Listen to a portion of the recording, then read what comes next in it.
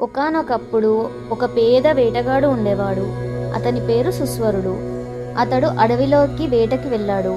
ఆ రోజు ఏ జంతువులు కూడా కనిపించలేదు. ఉదయం నుండి ఏమీ తిననందువల్ల ఆకలి వేస్తుంది, అలసట వస్తోంది. పొద్దుపోవటంతో ఒక పెద్ద బిల్వ వృక్షం ఎక్కి కూర్చున్నాడు. ఆ రాత్రి అక్కడికి జంతువులు వస్తాయేమో అని చూస్తూ అతడు చెట్టు నుండి ఆకులు కోసి కింద పడేస్తున్నాడు. ఆ చెట్టు కింద మహాశివలింగం ప్రతిష్ఠించబడి ఉన్నది. ఆ ఆకులు అన్నీ నేరుగా శివలింగం మీద పడుతున్నాయి. అతడికి తెలియకుండానే ఆ బిల్వపత్రాలతో శివుడికి పూజ జరుగుతుంది. ఆ రాత్రి అతడు నిద్రపోలేదు, ఆహారము తినలేదు. అతడికి తెలియకుండానే అతడు ఉపవాసం చేసి జాగరణ కూడా పూర్తి చేశాడు. అది మహాశివరాత్రి. శివుడు ఎంతో సంతోషించాడు.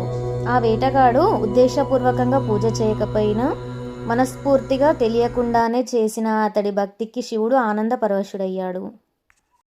అతడు మరణించిన తరువాత శివుడు అతడికి మోక్షాన్ని ప్రసాదించాడు. అంటే మనసుతో చేసిన చిన్న భక్తి కూడా శివుడికి ఎంతో గొప్పది.